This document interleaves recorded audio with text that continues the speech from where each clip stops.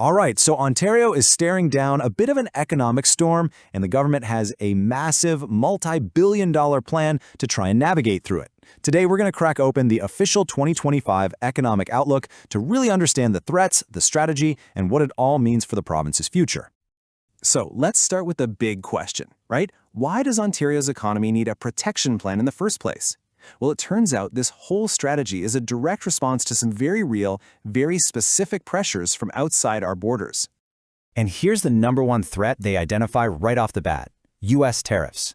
According to the report, these have really shaken up some of our cornerstone industries. We're talking auto manufacturing, steel, the big ones. It's creating a lot of uncertainty and putting jobs at risk.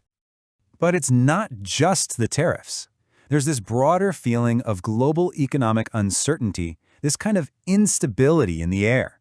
When you put those two things together, it creates a really tough environment for businesses to plan and for the economy to grow. Okay, so we've talked about the why. What does this economic storm actually look like on paper?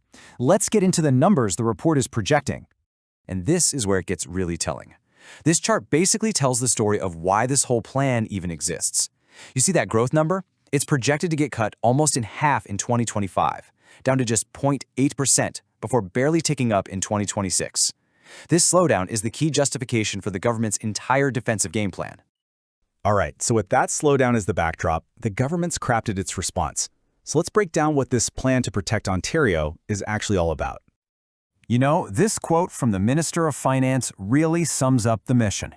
It's not just about putting up some temporary walls. The idea is to build a long-term strategy to make Ontario stronger and more self-sufficient, no matter what's happening in the rest of the world.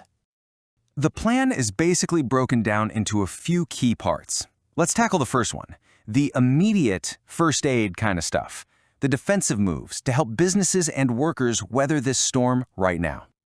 And the headline number for this immediate support is, well, it's huge. The report says they've announced nearly $30 billion in relief and support to help businesses keep their doors open and keep people employed. A huge chunk of that relief comes from this right here. They're letting about 80,000 businesses hold off on paying certain provincial taxes for 6 months. That frees up about $9 billion in cash. The goal is just to give them some breathing room to handle their bills and make payroll. And for the industries that are getting hit the hardest, there's even more targeted help. $1 billion is being set aside for this Protect Ontario financing program. It's aimed squarely at those steel, aluminum, and auto sector businesses that are right in the crosshairs of those tariffs. Okay, so that was the defense. Now let's look at the offense. How does the plan try to get Ontario back on the front foot and build some real long-term strength? The strategy here seems to be placing some big bets on a few key areas they think are going to boom.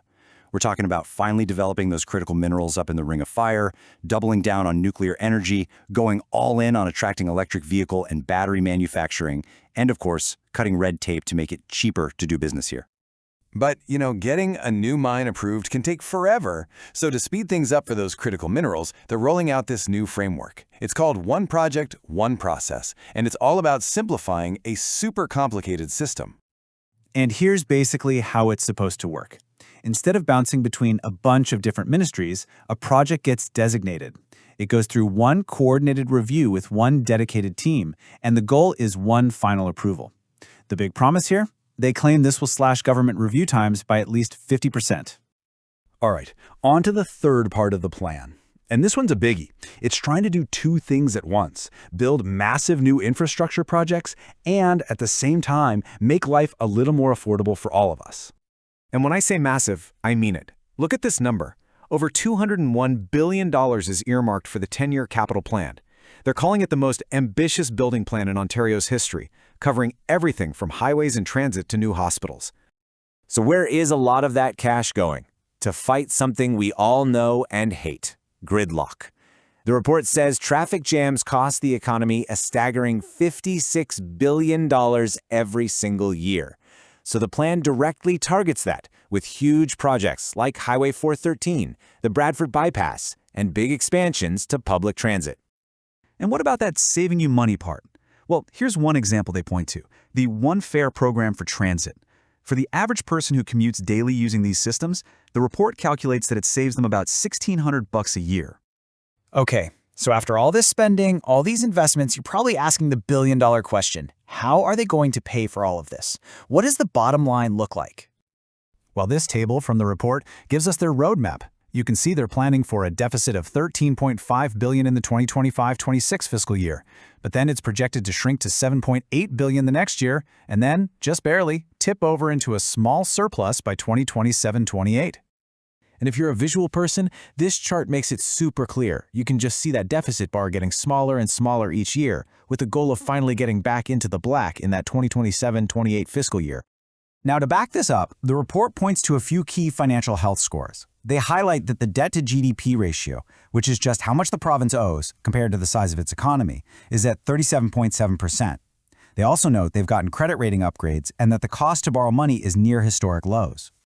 So when you put it all together, what you have is this massive multi-billion-dollar plan, an economic shield, really, designed to defend against today's problems and build for tomorrow.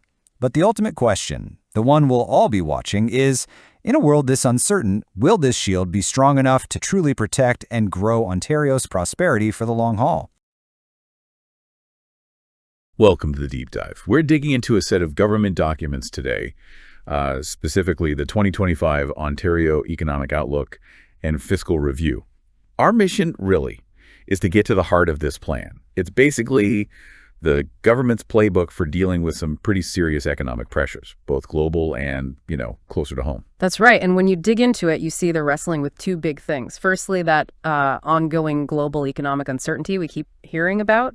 And secondly, something very specific: the impact of U.S. tariffs and just general trade hassles. So this review, it's less about here's where we are and more here's our strategy, what they're calling the plan to protect Ontario. Yeah, and it's not just defense, is it? The ambition laid out here is, well, pretty huge. They're talking about a dual focus, immediate help for workers and businesses right now, but also this massive long-term push to make Ontario more competitive. They actually say the goal is to be the most competitive economy in the G7. That's a big statement. It is, and they set the stage for that by pointing fingers a bit, historically speaking. The document mentions repeatedly that past governments let regulations, red tape, as they call it, pile up. The argument is that this made Ontario vulnerable when things like those U.S. tariffs hit. So the core idea now is, okay, let's cut that tape and invest heavily in big projects to build real long-term strength. Okay, so let's ground this in the numbers first, because despite all the plans, the economic forecast shows some definite headwinds. Real GDP growth projected to slow right down from 1.4% in 2024 to just 0.8% in 2025, and only creeping up to 0.9% in 2026. That's the direct hit from those trade issues, isn't it? That slowdown is the immediate challenge, yes. And it's kind of hard to avoid given how much trade matters. But what's interesting connecting this to the bigger picture is the financial shape the province is in to handle that. They managed to get 2 credit rating upgrades, first time that's happened in nearly 20 years. They're holding an AA rating with all 4 main agencies. And a credit upgrade? That's a big deal, right? It signals to financial markets that Ontario's finances are seen as well managed. Exactly. And practically speaking, that means lower borrowing costs, which is pretty vital when you're looking at, a $201 billion infrastructure plan down the line. And speaking of managing money, the result for 2024-2025 really jumped out. They ended up with the deficit of only $1.1 billion. That's way, way better than what they predicted just a few months earlier in the main budget. Right. So less borrowing needed than they thought. Gives them a bit more wiggle room. So looking ahead, what's the plan to get back to a balanced budget? They've mapped it out. They're projecting deficits, yes, $13.5 billion in 2025-26, then down to $7.8 billion the year after. But then they're forecasting a small surplus, $0.2 billion in 2027-28. And underpinning this path are a couple of key debt numbers. Okay, break those down for us. Sometimes they sound a bit abstract. Sure. First is the net debt to GDP ratio. Think of GDP as the province's total income for the year. This ratio shows the debt compared to that income. It's projected at 37.7% in 2025-26. And critically, that's below their own target of 40.0%. So keeping it below 40% is a sign of control. What about the second one, the actual cost of having that debt? Right, that's the net interest bite. How much of the province's revenue goes just to paying interest on the debt? It's forecast at 6.4% in 2025-26, which, remarkably, is near the lowest it's been since the 1980s. And here's the key takeaway for you listening. Because those interest payments are relatively low, it frees up billions Billions that can go into those big highway and hospital projects we'll talk about. Instead of just servicing debt, that's the payoff from those credit upgrades. Okay, so that financial stability kind of sets the stage for the next piece, this big push on competitiveness by cutting regulations. Red tape reduction, they call it. They're claiming over 650 actions since 2018 have saved businesses over $1.2 billion a year in compliance costs. I mean, Yeah. $1.2 billion, that's like the operating budget of a decent-sized university. It's not trivial. No, it's significant. And they're not stopping. The spring 2025 package alone is supposed to save another $5.8 million. Plus, get this, over 250,000 hours of paperwork time annually. A really concrete example of this is what they've done with WSI premiums. WSI, that's the Workplace Safety and Insurance Board, right? Covering injured workers. Exactly. They've cut the premium rates employers pay to the lowest level in 50 years. That alone is expected to save employers about $60 million a year starting in 2026. And if you look back over the last decade, the total savings from WSI rate cuts and surplus distributions, it adds up to around $21.5 billion. Okay, $21.5 billion saved for businesses. That's the government's number. But here's where we need to, look at the other side. Yeah. Critics might say, sure, cutting premiums helps businesses now, but does it risk the long-term health of the WSI fund or worker benefits? Especially if the economy struggles and claims go up. Is there a trade-off? Well, that's always the tension with deregulation, isn't it? The documents naturally focus on the stimulus effect that $21.5 billion gets reinvested, helps create jobs. But yeah, the underlying question is always balancing lower costs for business against robust protections. It's a core debate. Moving to helping workers directly, especially those hit by tariffs, they mentioned the $20 million for Power Centers, Protect Ontario Workers Employment Response Centers. Helped almost 15,000 workers this past year with training and skills. And the key change here, it seems, is making them proactive, not just reacting to layoffs. Apparently, the province can now set up a power center before a layoff happens, maybe within 24 hours of getting a warning. That could really speed up help in affected industries. Now let's talk about this as-of-right shift. This sounds like a pretty major move on internal trade barriers within Canada. The Protect Ontario Through Free Trade Within Canada Act, 2025, basically removed Ontario's specific exceptions to the National Free Trade Deal, the CFTA. What does that mean practically? It means, potentially, a huge boost in labor mobility, like tackling worker shortages almost overnight. Starting January 1st, 2026, if you're a certified professional in one of about 300 occupations, think architects, engineers, electricians, plumbers, and you're certified in another province, you can basically start working in Ontario within 10 days of getting your credentials confirmed. Wow. So no more lengthy Ontario-specific retraining or recertification hurdles for those people. Yeah. An electrician from BC can just come and work. Pretty much. Confirms credentials, 10 days, you're potentially on a job site. It uses that national agreement, the CFTA, to directly address Ontario's labor needs much faster than, say, immigration could. They're also putting a big focus on resource sectors, especially mining. They cite a pretty staggering statistic. It can take up to 15 years currently to get a mine open. 15 years. Yeah, that basically stalls major projects. So they're bringing in this one project, one process framework. The goal is to streamline approvals for exploration and mine development, aiming to cut review times by at least half. This is seen as absolutely crucial for things like the Ring of Fire potential. They estimate that could mean over 70,000 jobs and $22 billion in economic activity over 30 years. And on the energy front, they're making a big bet on nuclear power, positioning Ontario as a leader. Absolutely. This seems to be their cornerstone for energy security and long-term economic strength. Ontario's leading the whole G7 by building the first of 4 small modular reactors, SMRs, out at Darlington. That first one alone is projected to power 300,000 homes, create maybe 18,000 jobs in Canada. And the bigger picture, the whole nuclear expansion plan, including refurbishments and these new SMRs they're projecting, it could add something like $630 billion to Canada's GDP over its operational life. Hold on, $630 billion. That's nation-building scale. Yeah. How do they plan to make sure that value actually stays and benefits Ontario? Well, the idea seems to be using that reliable carbon-free power as a magnet.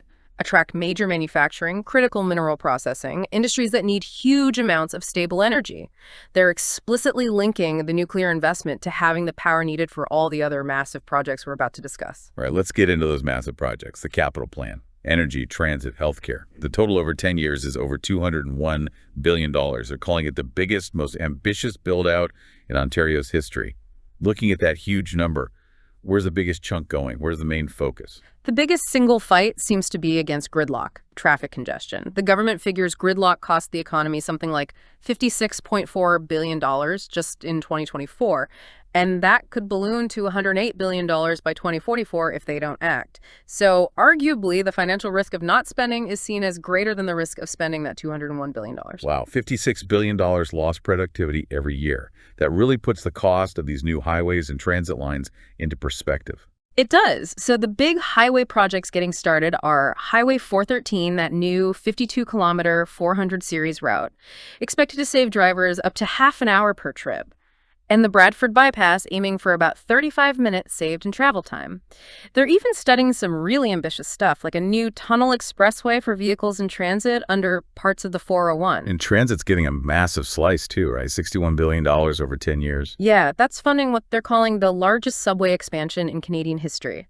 Things like the Ontario Line, the Yonge North subway extension, plus pushing forward with modernizing Jock Transit, the JO 2.0 plan.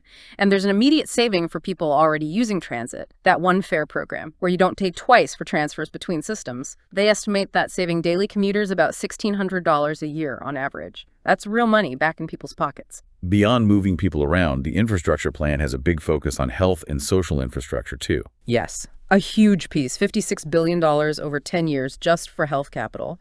That's going towards over 50 major hospital projects, aiming to add about 3,000 new beds in the next decade. And long-term care is also getting serious investment, $6.4 billion since 2019 to build 58,000 new and upgraded beds by 2028. There are about 148 projects underway right now. These are major investments in capacity, really trying to address the aging population. Okay, let's wrap up with some of the other measures, things providing more immediate relief or tackling specific issues. Overall, they're committing $11.5 billion in direct relief for people and families in the next fiscal year. And the two items grabbing headlines there are really about housing and commuting costs. For first-time homebuyers, they're offering HST relief on qualifying new homes. For a $1 million home, that could mean up to $80,000 in combined provincial tax relief. That's substantial. And for drivers, making the removal of tolls on Highway 407 East permanent, they estimate that saves daily commuters around $700 to $200 a year. They're also tackling public safety issues that get a lot of attention, specifically auto theft. Right. There's funding $18 million for a grant program to prevent auto theft. And new legislation. It'll give police more power to search for and seize those electronic gadgets thieves use to steal cars. Plus, they're continuing Operation Deterrence. That's $113 million over 3 years for beefed-up border security efforts. They claim since January 2025, it's resulted in thousands of patrol hours and seizures of guns, drugs, and stolen vehicles. And finally, looking towards the future economy, fostering innovation. Yeah. What are they doing in areas like life sciences and AI? There's a $90 million injection into venture capital funding via Venture Ontario, and that money is specifically earmarked for life sciences and also national defense tech, which includes things like AI and cybersecurity, trying to keep Ontario at the forefront there. And this kind of brings us back to the theme of speed and efficiency, this idea of special economic zones or SEZs. They're proposing a new act for this. That's right, the Special Economic Zones Act 2025. The idea is pretty clear. Create zones where approvals for really important projects can be fast-tracked, like creating express lanes for strategic investments. Now, the documents emphasize that environmental standards and consultations will still be maintained, but the whole point is speed. Reducing review times significantly, like with the SEZs or that one project, one process for mining, it has to be watched closely, doesn't it? Speed is great for attracting investment, but you have to ensure that faster doesn't mean shallower review, especially for these massive long-term projects like mines or nuclear facilities. That's the inherent tension in this whole approach. So wrapping this up, we've covered a huge amount. From specific cuts like WSC premiums hitting 50-year lows to speeding up worker mobility with this as-of-right change, all happening alongside this absolutely enormous $201 billion infrastructure plan. The goal seems pretty clear. Boost economic self-reliance, make Ontario hyper-competitive in the G7, and use big public spending and deregulation to buffer against global economic storms. Exactly. It's a strategy that really leans on government investment and streamlining rules to strengthen the economy from the inside out. But this push for speed, using tools like special economic zones and the one project, one process framework, it does leave us with a question for you, the listener, to think about. We've seen this dual commitment: cut red tape, speed things up, but maintain high standards for environment and consultation. Given how complex these huge projects are, mines, reactors, highways, What new risks might this accelerated pace introduce, especially for things meant to last 50 or 100 years? Could faster approvals lead to unforeseen problems down the road, maybe with maintenance or environmental impacts we didn't catch? What's the long-term trade-off for moving this fast right now?